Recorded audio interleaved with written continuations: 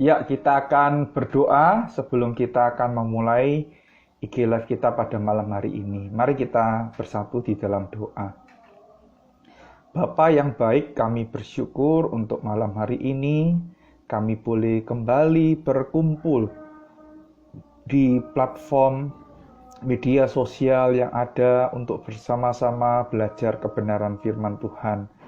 Kami serahkan secara khusus ketika kami akan belajar, kiranya Tuhan yang menolong kami, Tuhan yang memimpin kami, supaya kami boleh mengerti firman-Mu dan kami boleh menerapkan firman-Mu dalam kehidupan kami. Dengar doa kami, dalam nama Tuhan Yesus kami berdoa. Amin. Ya, Bapak Ibu, saudara yang dikasih oleh Tuhan, hari ini kita akan bersama-sama membaca bagian firman Tuhan yang terambil dari Injil Matius pasal yang ke-16 ayat 21 sampai dengan ayat 28. Injil Matius pasal yang ke-16 ayat 21 hingga ayat 28. Demikian bunyi firman Tuhan. Sejak waktu itu Yesus mulai menyatakan kepada murid-muridnya bahwa ia harus pergi ke Yerusalem dan menanggung banyak penderitaan dari pihak tua-tua, imam-imam kepala, dan ahli-ahli Taurat, lalu dibunuh dan dibangkitkan pada hari ketiga. Tetapi Petrus menarik Yesus ke samping dan menegur dia, katanya, "Tuhan, kiranya Allah menjauhkan hal itu. Hal itu sekali-kali takkan menimpa engkau."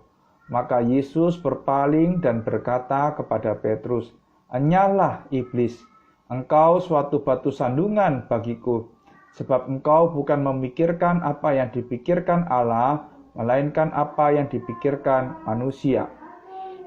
Ayat 24. Lalu Yesus berkata kepada murid-muridnya, "Setiap orang yang mau mengikut aku, ia harus menyangkal dirinya, memikul salibnya, dan mengikut aku. Karena barang siapa mau menyelamatkan nyawanya, ia akan kehilangan nyawanya.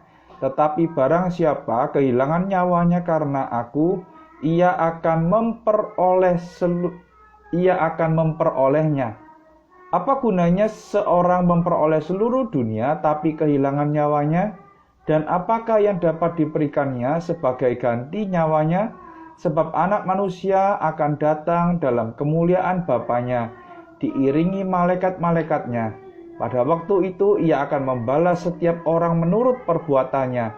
Aku berkata kepadamu, sesungguhnya di antara orang yang hadir di sini, ada yang tidak akan mati sebelum mereka melihat Anak Manusia datang sebagai Raja dalam kerajaannya. Amin. Sampai demikian jauh pembacaan firman Tuhan. Selamat dan berbahagia bagi setiap kita yang membaca, merenungkan, dan melakukan firman Tuhan dalam kehidupan kita sehari-hari. Bapak Ibu saudara yang dikasih oleh Tuhan, ketika kita melihat sebuah film, ketika kita melihat sebuah serial, saya yakin kita semua tidak akan suka sebuah serial yang berakhir dengan hasil yang tidak baik. Sebuah serial yang menghasilkan kesedihan. Sebuah serial yang berakhir dengan kekalahan dari sang aktor utama. Kita semua pada umumnya suka dengan sebuah film, sebuah serial yang tokoh utamanya atau pemeran utamanya itu mendapatkan kemenangan, mendapatkan kesuksesan, dan mendapatkan keberhasilan. Hari ini kita melihat di dalam bagian yang kita baca, ya, bahwa Yesus yang adalah Mesias itu harus menderita, harus mengalami penderitaan, bahkan bukan hanya sekedar penderitaan. Yesus juga dibunuh dan dibangkitkan pada hari yang ketiga. Nah, kalau kita melihat di dalam ayat 21, di sana dikatakan sejak waktu itu. Apa yang dimaksud dengan sejak waktu itu? Kapan waktu itu? Bapak Ibu, kalau kita melihat perikop ini diletakkan setelah pengakuan Petrus. Jadi waktu itu Yesus bertanya, menurut orang, siapakah anak manusia itu? Ya, ada yang mengatakan bahwa Yesus itu adalah Yohanes Pembaptis. Ada yang mengatakan Elia, ada yang mengatakan Yeremia. Bahkan mungkin Yesus itu adalah salah satu dari nabi itu. Jadi mereka mempunyai sebuah pemikiran bahwa Yesus itu hanyalah seorang nabi saja. Yesus itu adalah seorang juru bicara Allah. Yesus itu hanyalah seorang utusan dari Allah. Tidak berhenti sampai di sana, Yesus lalu bertanya, menurut kamu siapakah aku ini? Menurut kamu siapakah aku ini? Lalu Petrus yang kita tahu adalah pemimpin dari para murid, ya, langsung mengatakan bahwa dia, Yesus, adalah Mesias, anak Allah yang hidup. Jadi dengan tegas Petrus mengatakan bahwa Yesus adalah anak Allah yang hidup. Apakah itu pengakuan yang berasal dari Petrus semata-mata? Tidak. Kalau kita melihat di dalam ayat yang ke-17 pasal yang ke-16, di situ dikatakan apa? Sebab bukan manusia yang menyatakan itu kepadamu, melainkan apa? Bapakku yang di sorga. Jadi pernyataan Petrus itu dipimpin oleh Tuhan, perkataan Petrus itu dipimpin oleh Roh Kudus, sehingga Petrus bisa menyatakan dengan tegas bahwa Yesus adalah Mesias, anak Allah yang hidup. Setelah ada pengakuan bahwa Yesus adalah Mesias, anak Allah yang hidup, lalu Yesus ingin memberitahukan kepada para muridnya bahwa Mesias yang adalah anak Allah yang hidup itu, Mesias yang diurapi oleh Tuhan, orang yang diurapi dan orang yang telah dipilih Tuhan itu harus mengalami penderitaan. Mesias yang diakui oleh Petrus itu harus mengalami kematian. Kenapa? Karena misi dari Mesias itu. Ya, kita tahu bahwa Yesus datang ke dalam dunia bukan untuk bersenang-senang. Yesus datang ke dalam dunia bukan untuk meninjau, inspeksi, bukan. Tetapi Yesus datang ke dalam dunia untuk apa? Untuk melakukan sebuah misi Allah, untuk menggenapi sebuah misi Allah yang adalah naik ke atas kayu salib, terus kemudian dia mati di atas kayu salib untuk menggantikan setiap kita, orang-orang yang berdosa. Dan itulah yang akan dilakukan oleh Yesus di atas kayu salib. Jadi Yesus tahu benar ketika dikatakan bahwa dia adalah Mesias, anak Allah yang hidup, maka ia sebagai konsekuensinya, ia memegang sebuah misi, menjalankan sebuah misi yang diberikan kepadanya. Oleh karena itu, dengan tegas Yesus mengatakan bahwa dia harus segera ke Yerusalem. Untuk apa? Untuk menanggung misi Allah, untuk menjalankan misi Allah yang telah diberikan kepada dia. Tetapi ketika Yesus mengatakan bahwa Mesias itu harus menderita, Mesias itu harus dibunuh, dan bahkan bukan hanya itu, Mesias itu akan dibangkitkan, Petrus itu sekali-kali menarik Yesus dan berkata bahwa hal itu sekali-kali tidak akan terjadi dan menimpa engkau. Maka Yesus berpaling dan berkata kepada Petrus, "Nyala iblis, engkau menjadi batu sandungan bagiku." Bapak Ibu yang dikasihi oleh Tuhan, setiap kita mungkin tidak ingin menjalankan misi yang mengandung sebuah penderitaan. Kita semua manusia pada umumnya suka dengan yang namanya kebahagiaan, suka dengan yang namanya kelancaran, suka yang namanya kenyamanan hidup. Tetapi tidak demikian dengan misi dari Yesus. Oleh karena itu, Petrus yang tadi dikuasai oleh Allah, Petrus yang tadi dengan gamblang mengatakan bahwa Yesus itu adalah Mesias. Sekarang dia mengatakan bahwa penderitaan yang seharusnya Yesus tanggung itu tidak seharusnya dia pikul atau terjadi. Bapak Ibu Saudara yang dikasihi oleh Tuhan, di bagian yang pertama ini kita belajar ya, pengenalan kita kepada Tuhan akan menolong kita untuk mengetahui siapa Tuhan yang kita percayai. Pengenalan kita kepada Tuhan yang prosesnya itu terjadi seumur hidup akan menolong kita untuk lebih mengenal lagi siapa Tuhan yang kita percayai. Apakah memang benar kita percaya dengan yakin bahwa Yesus itu adalah Mesias? Ya, jangan-jangan kita cuma mengakui Yesus, memang kita dengan mulut kita mengakui Yesus adalah Mesias dan Tuhan. Bisa jadi di dalam praktek hidup sehari-hari, kita hanya menjadikan Yesus sebagai apa? Sebagai tabib yang maha kuasa, yang mampu menyembuhkan segala penyakit kita. Atau kita hanya menjadikan Yesus sebagai sumber berkat kita semata-mata. Kalau mau berkat, datang kepada Yesus. Kalau mau dapat berkat, carilah Yesus. Atau kita menjadikan Yesus hanya sekedar apa? Tambal, seperti tukang tambal ban.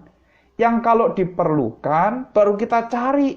Tetapi kalau kita tidak perlu, kita tidak mencari Yesus. Berapa lama engkau mengikut Tuhan, tidak menjamin pengenalan yang baik, pengenalan yang utuh, dan pengenalan yang benar terhadap siapa Yesus. Pengenalan yang benar itu terjadi dan itu melewati sebuah proses yang cukup panjang. Bahkan saya boleh katakan itu prosesnya berlangsung seumur hidup kita. Tidak bisa menjamin berapa lamanya seseorang mengikut Tuhan, itu akan menentukan kualitas pengenalannya terhadap Tuhan. Bisa jadi kita ini seperti Petrus. Di masa-masa pandemi ini kita mengatakan, halah ternyata ikut Yesus ya sama aja.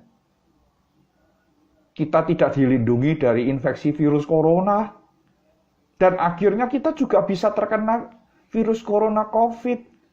Ada pendeta yang terkena. Ada anak Tuhan yang terkena. Bukan hanya terkena, mereka meninggal dunia.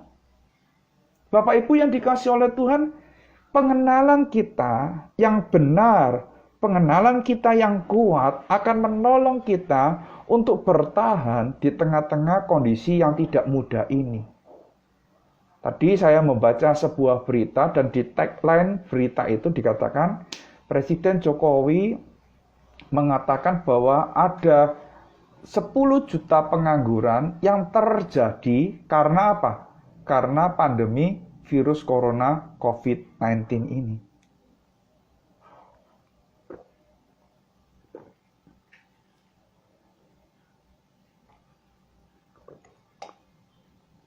Beberapa hari yang lalu kita memperingati ya 1 tahun pandemi ini masuk di Indonesia. Dan saya yakin kita semua setuju bahwa kita tidak perlu berdoa supaya ketika pandemi ini merayakan ulang tahunnya yang pertama, kita tidak perlu menyanyikan lagu panjang umurnya. Jangan didoakan panjang umurnya, Bapak Ibu.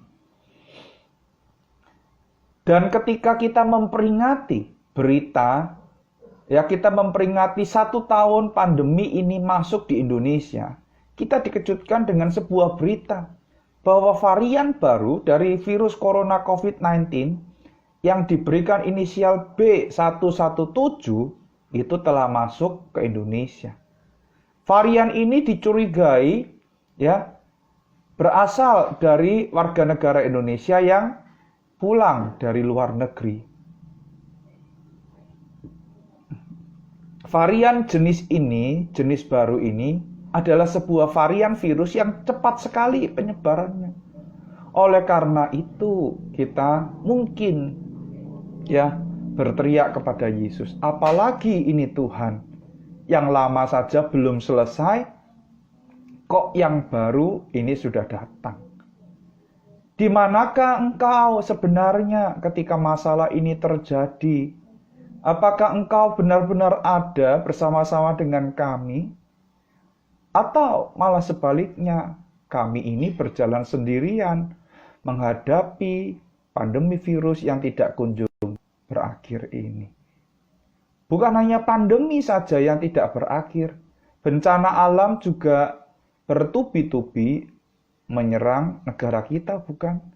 Ada banjir, ada tanah longsor, ya kita tahu Jakarta itu mengalami banjir yang cukup parah. Terus kemudian di Kalimantan juga mengalami banjir yang cukup parah, gitu kan? Ada gempa bumi. Pandemi belum berakhir, bencana lain juga sudah datang menimpa. Tanpa pengenalan yang benar akan Tuhan, kita akan sulit untuk melewati masa-masa seperti ini. Dan di dalam pandemi yang cukup panjang ini, kita memerlukan pengenalan yang benar akan Tuhan. Jikalau pertanyaan yang disampaikan oleh Yesus kepada murid-muridnya, itu saya tanyakan kepada Bapak Ibu yang mengikuti IG Live atau YouTube, PA di YouTube pada malam hari ini, pertanyaannya adalah, siapakah Yesus bagi Bapak Ibu? Sudahkah kita benar-benar mengenal Dia dengan benar, atau pengenalan kita cuma sekedarnya saja? Pengenalan kita tidak lengkap dan pengenalan kita tidak utuh. Jangan sampai ketika Yesus bertanya, siapakah aku? Mungkin kita bisa menjawab dengan benar, Engkau adalah juru selamatku, Engkau adalah Mesias, anak Allah yang hidup. Tetapi kalau ditanya, apa saja karya terbesar yang telah aku lakukan untukmu? Ya, memberkati aku, melepaskan aku, tidak salah Bapak Ibu. Tetapi perhatikan pertanyaannya, apakah karya terbesar yang telah aku lakukan untuk kamu? Yaitu apa? Mati di atas kayu salib dan menebus dosa kita. Bukan hanya berhenti sampai mati di atas kayu salib, tetapi Yesus juga dibangkitkan pada hari yang ketiga. Dan itu akan memberikan harapan kepada setiap kita, orang-orang yang beriman kepada Yesus Kristus, bahwa setelah kita mengalami kematian, kita tidak akan berakhir, kehidupan kita tidak akan berakhir. Tetapi justru di sanalah kita memulai sebuah awal kehidupan selama-lamanya, kehidupan kekal di dalam waktu yang cukup panjang. Bapak Ibu yang dikasihi oleh Tuhan, siapakah Yesus bagi Anda? Apa yang telah Yesus lakukan di dalam hidupmu? Jikalau memang engkau mengatakan bahwa Yesus adalah juru selamat, Yesus adalah Mesias, Yesus adalah anak Allah yang hidup. Pertanyaan ini adalah pertanyaan penting yang perlu kita pikirkan dan perlu kita gumulkan. Karena pertanyaan-pertanyaan ini akan menolong kita memiliki iman yang kuat, iman yang teguh di dalam menjalani masa-masa pandemi yang belum berakhir ini. Itu yang pertama. Melalui bagian ini kita belajar bahwa kita semakin mengenal, kita semakin tahu siapa Yesus, dan itu akan menolong kita, pengenalan akan Yesus akan menolong kita untuk memiliki iman yang teguh, iman yang kuat di masa-masa seperti ini. Lalu kalau kita melihat bagian yang kedua, yaitu apa? Selain kita mengenal siapa Yesus yang kita percayai, kita juga mengenal panggilan kita. Kita juga mengenal identitas kita, bahwa kita ini adalah anak-anak Allah. Bukan hanya itu, kita ini adalah murid-muridnya. Perhatikan di dalam ayat 24 dikatakan apa? Lalu Yesus berkata kepada murid-muridnya, setiap orang yang mau mengikut aku, ia harus menyangkal diri, memikul salibnya, dan mengikut aku.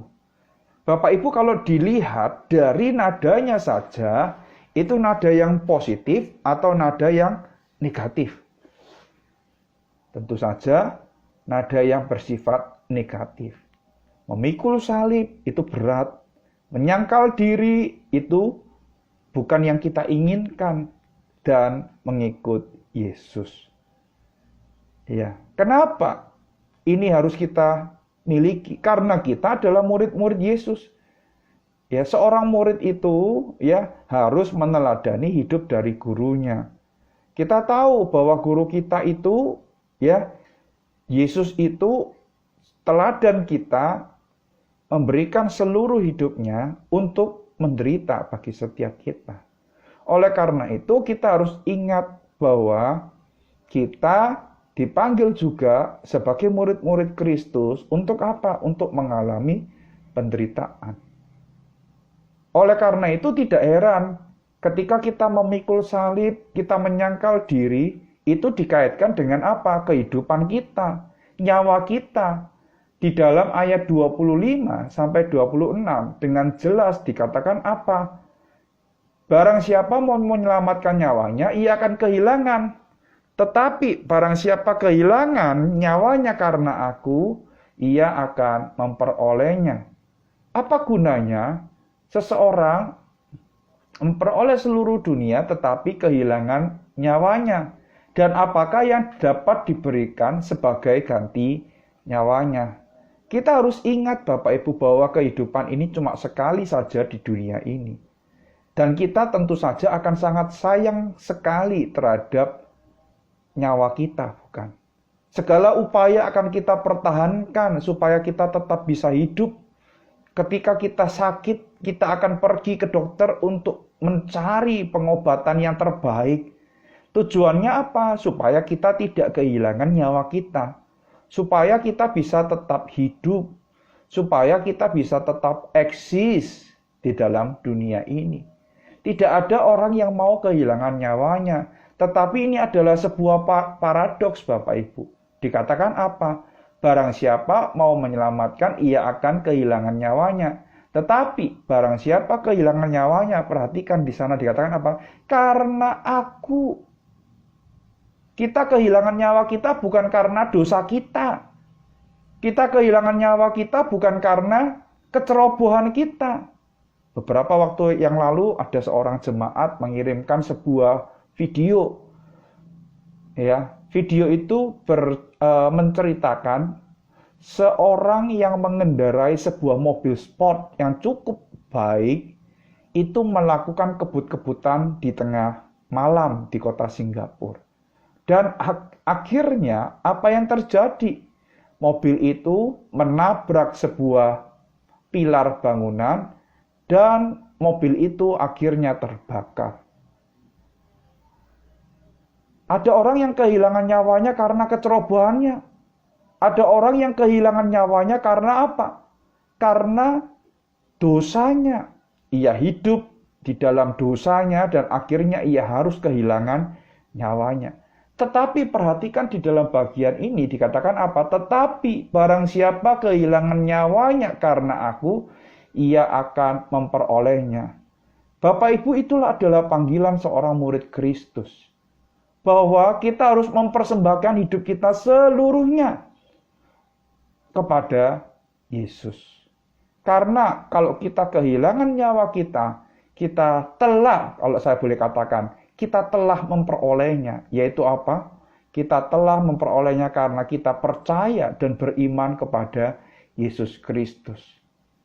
Nah, Bapak Ibu yang dikasih oleh Tuhan, lalu mungkin Bapak Ibu bertanya, lalu kalau kita mengikut Yesus, apakah isinya cuma penderitaan semata-mata? Apakah isinya cuma, kesengsaraan, kesusahan? Tidak, Bapak Ibu. Dikatakan apa? Ada kemuliaan yang Tuhan janjikan. Dan itu bisa kita lihat di dalam perikop berikutnya Bapak Ibu. Di dalam pasal 17, Yesus membawa beberapa orang muridnya untuk naik ke atas gunung. Dan Yesus di sana menampakkan diri dan berubah rupa di depan mata mereka. Wajahnya bercahaya seperti matahari dan pakaiannya putih bersinar seperti terang. Dan Yesus di sana didampingi oleh Musa dan Elia. Melalui bagian ini, kita ingin diingatkan bahwa benar pengakuan Petrus bahwa Yesus adalah Mesias. Yesus adalah Mesias yang dijanjikan itu, bukan Musa, bukan Elia. Musa adalah nabi yang terbesar, yang diakui dan dipercayai oleh bangsa Israel. Tetapi dia bukanlah Mesias itu. Yesuslah sang Mesias itu. Dan kalau kita melihat kenapa ada kemuliaan yang ditampilkan di tengah-tengah pemberitahuan tentang penderitaan Yesus, karena Yesus ingin menyadarkan bahwa ada penderitaan, tetapi juga ada kemuliaan. Penderitaan itu diizinkan hadir karena status kita sebagai murid Kristus, tetapi ingat, dikatakan apa? Barang siapa kehilangan nyawanya karena aku, ia akan memperolehnya. Ada penderitaan, iya, tetapi juga ada kemuliaan. Bapak Ibu yang dikasih oleh Tuhan, kemuliaan itu akan kita alami, kita rasakan ketika Yesus datang untuk kedua kalinya. Kemuliaan itu akan kita alami ketika apa? Ketika Yesus menyatakan kemuliaannya. Dan kalau kita melihat memang di dalam kehidupan para murid, para rasul, mereka semua mengalami penganiayaan, mereka mengalami yang namanya penyiksaan, dan mereka mengalami yang namanya penderitaan, bukan? Menurut tradisi gereja, Petrus mati dengan cara apa? Disalib terbalik. Ada murid yang mati karena dimakan oleh singa. Ada yang dimasukkan ke dalam perapian yang panas dan lain sebagainya. Mengikut Yesus, menjadi murid Yesus, ada harga yang harus dibayar. Ada penderitaan, tetapi juga kita harus ingat ada kemuliaan. Kalau boleh dikatakan penderitaan dan kemuliaan itu sama seperti sebuah mata koin yang tidak bisa dipisahkan. Bapak Ibu yang dikasihi oleh Tuhan, minggu-minggu ini adalah minggu-minggu Prapaskah. Minggu-minggu yang mengingatkan kita kembali akan karya Tuhan bagi setiap kita. Bukan hanya karya Tuhan saja, tetapi kita diingatkan akan penderitaan yang Yesus alami, akan penganiayaan yang Yesus terima. Semuanya itu dilakukan hanya untuk memenuhi misi Allah. Jangan takut kehilangan nyawa karena Yesus. Tetapi takutlah kalau kita kehilangan nyawa karena kecerobohan kita, karena dosa-dosa kita. Ketika kita kehilangan nyawa karena kita mengikut Yesus, maka kita akan mendapatkan gantinya. Kita akan mendapatkan kemuliaan bersama-sama dengan Yesus di surga yang mulia. Bapak Ibu yang dikasihi oleh Tuhan, mari kita bersama-sama kembali merenungkan. Sebenarnya kita ini sudah menjadi murid Tuhan, atau kita ini cuma follower, gitu ya. Kita ini, kalau di dalam bukunya, Kyle Idleman mengatakan bahwa kita ini cuma fans club dari Yesus. Kita bukan muridnya. Kita cuma mengagumi dan kita ini fans club dari Yesus. Judul buku itu dengan jelas mengatakan not just a fan Kita ini bukan cuma sekedar penggemar, tetapi kita ini adalah murid-muridnya. Kita ini tidak dipanggil cuma untuk, wah, ketika Yesus melakukan suatu karya, wah, bukan cuma itu Bapak Ibu. Tetapi kita dipanggil sebagai murid Kristus untuk menyangkal diri, memikul salib, dan mengikut Yesus. Perhatikan, di dalam ayat 26 dikatakan apa?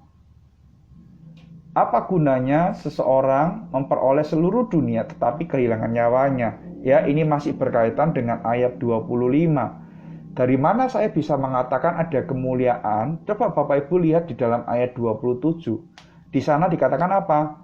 Sebab anak manusia akan datang dalam kemuliaan Bapanya, diiringi malaikat-malaikatnya. Pada waktu itu ia akan membalas setiap orang menurut perbuatannya. Bapak Ibu ingat, segala sesuatu yang telah kita lakukan harus kita pertanggungjawabkan kepada Tuhan. Dan ada upah yang akan diberikan karena perbuatan kita. Upah tersebut tidak menentukan keselamatan kita, tidak. Tetapi upah tersebut diberikan karena apa yang kita lakukan di dalam mengikut Yesus. Apakah memang benar kita ini adalah murid Yesus yang memikul salib, menyangkal diri, dan memang benar-benar mengikut Dia? Atau kita ini cuma sekedar fans club atau penggemar yang Yesus mau mengatakan apa terserahlah. Firman Tuhan mau mengatakan apa ndak ngurus. Hidup ini cuma satu kali, Pak. Aku harus gunakan dengan baik-baik. Mumpung ada kesempatan. Buat apa mikirin Yesus? Nanti aja ketika mau mati kita baru mikirin tentang Yesus. Masalah yang harus dipikirkan adalah kita tidak tahu kapan kita akan mati, Bapak Ibu. Kita tidak tahu kapan kita akan pergi menghadap Tuhan. Ada yang matinya mendadak. Betul ya Bapak Ibu ya? Ada yang matinya tiba-tiba dan tidak diketahui. Enak tidur tiba-tiba mati. Itu menurut orang cara mati yang paling enak dan semua orang mengharapkan itu. Tetapi tidak enak bagi orang yang ditinggalkan, kan? Ada yang harus melewati sakit penyakit yang cukup lama dan ia baru berpulang.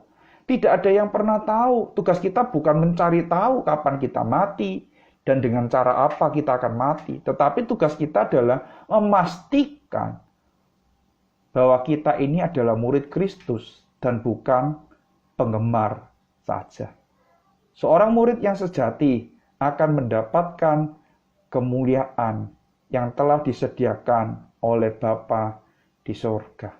Oleh karena itu Bapak Ibu, ketika kita mau melakukan sesuatu untuk Yesus, ya, ingat bahwa ketika kita melakukan untuk Yesus dengan motivasi yang tulus, maka Tuhan tidak akan pernah melupakan apa yang kita lakukan. Dan Dia akan memperhitungkan segala sesuatu yang kita lakukan ini sebagai sebuah bentuk kebenaran di hadapannya.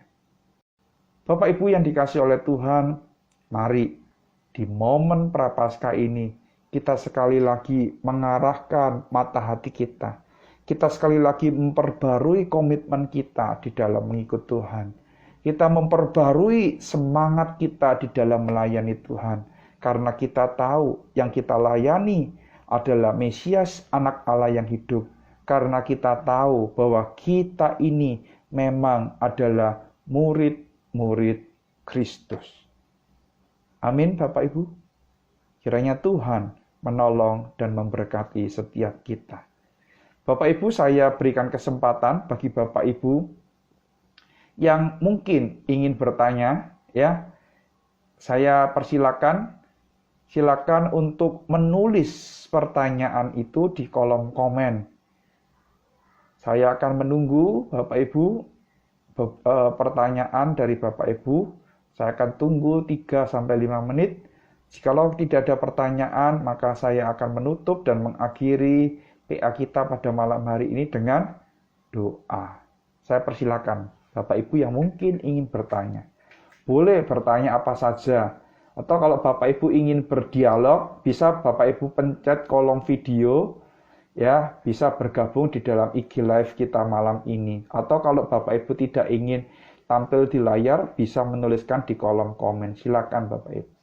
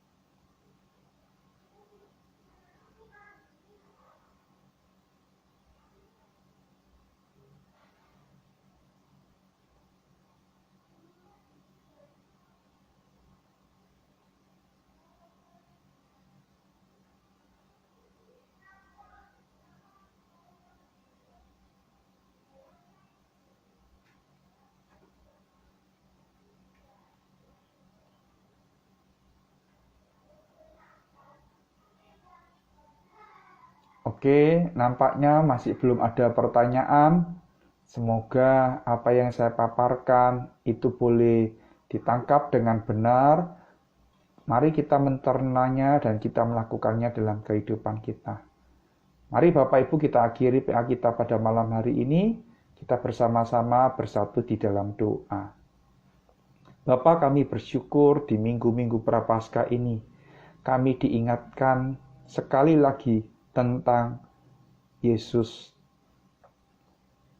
Kami diingatkan sekali lagi tentang siapa Engkau yang kami percayai.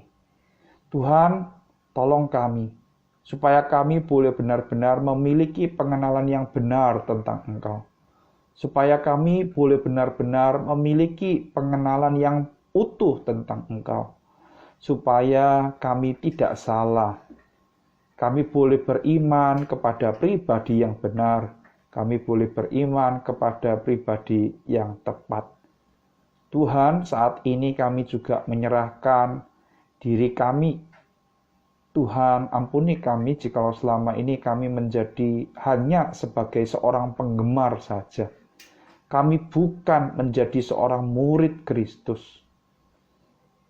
Ampuni kami jikalau kami tidak rela untuk menyangkal diri, untuk memikul salib dan mengikut Engkau. Kami seringkali perhitungan, kami seringkali menuntut dari Engkau. Ampuni kami ya Tuhan. Kami serahkan waktu di mana kami bersama-sama akan beristirahat, kami memohon berkat dan perlindungan daripada Tuhan. Dengar doa kami, dalam nama Tuhan Yesus kami berdoa. Amin. Ya, ada pertanyaan Bapak Ibu ya, ada satu pertanyaan. Dikatakan pertanyaan ini dari Ibu Victoria Wun. Ya, minggu depan Ibu Victoria akan memimpin PA di IG Live kita. Ya, pertanyaannya adalah bagaimana seorang murid Kristus yang sepertinya murid Kristus yang sungguh-sungguh, atau kalau boleh saya bahasakan ulang, bagaimana kita tahu bahwa kita ini adalah murid Kristus yang benar-benar murid Kristus. Bapak Ibu, yang bisa tahu bahwa kita ini adalah murid Kristus, tidak ada yang tahu Bapak Ibu. Tidak ada orang lain yang tahu, karena apa? Orang lain itu cuma melihat fenomena yang ada. Ya, tetapi yang sesungguhnya hanya kita dan Tuhan yang tahu. Dari mana kita tahu bahwa kita ini adalah murid Kristus yang sungguh-sungguh? Ya, pohon yang baik menghasilkan buah yang baik. Dari buahnya lah kita mengetahui pohonnya. Jadi ketika kita melihat seseorang, ya, bahwa kita seperti sekali lagi saya katakan kita cuma menilai fenomena, ya. Ketika kita melihat pelayanan seseorang, motivasi seseorang di dalam mengikut Tuhan, bisa jadi ya kita akan mendapatkan bahwa dia ini murid yang sungguh-sungguh atau tidak. Yaitu penilaian yang kita yang mungkin salah. Seperti yang saya katakan adalah bahwa yang tahu sebenarnya bahwa kita ini murid yang sungguh-sungguh atau tidak itu adalah siapa? Adalah diri kita dan Tuhan itu sendiri. Oleh karena itu Bapak Ibu, saya yakin ya kalau memang kita itu benar-benar mengikuti Tuhan, maka itu akan nampak di dalam kehidupan kita. Akan muncul di dalam kehidupan kita. Dan dari buahnya lah kita tahu bahwa kita ini adalah murid Kristus yang sungguh-sungguh. Ya, jadi kalau nanti Tuhan tanya, apakah engkau muridku yang sungguh-sungguh? Jadi ditanya itu kita Bapak Ibu, bukan orang lain. Orang lain tidak ditanya, apakah Pak Chandra itu adalah murid Kristus yang sungguh-sungguh? Ya, Tuhan tidak tanya kepada orang lain, tetapi Tuhan akan bertanya, Chandra, apakah engkau adalah benar-benar muridku? Dan itu kita harus pertanggungjawabkan secara pribadi di hadapan Tuhan. Jadi, ya, pendeta sekalipun tidak akan pernah tahu, ya, apakah kita murid Kristus yang sungguh-sungguh. Tetapi, pendeta cuma bisa melihat, oh, buahnya baik. Bisa jadi dia adalah murid yang baik. Ya, oh, buahnya itu manis. Bisa jadi dia memiliki kehidupan yang baik. Tetapi itu sekali lagi pengamatan kita manusia yang terbatas. Ya, jadi itu jawaban saya. Terima kasih untuk Ibu Victoria yang sudah bertanya. Ya, terima kasih Bapak Ibu untuk kesediaan Bapak Ibu bergabung dan belajar bersama-sama dengan kami. Kami tahu tidak mudah untuk menjadi seorang pengikut Kristus, tetapi melalui belajar kita semakin hari semakin mengenal siapa Kristus. Dan ketika kita semakin mengenal siapa Kristus, kita akan ditolong untuk semakin mengenal diri kita. Ya, jadi ikutilah seri PA di dalam IG Live kami. Kalau Bapak Ibu tidak sempat mengikutinya, Bapak Ibu bisa mengikutinya di channel YouTube kami @gkkkj @gkkk Kupang Jaya, ya.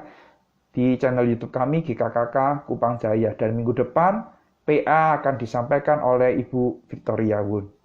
Selamat malam Bapak Ibu, Tuhan Yesus memberkati.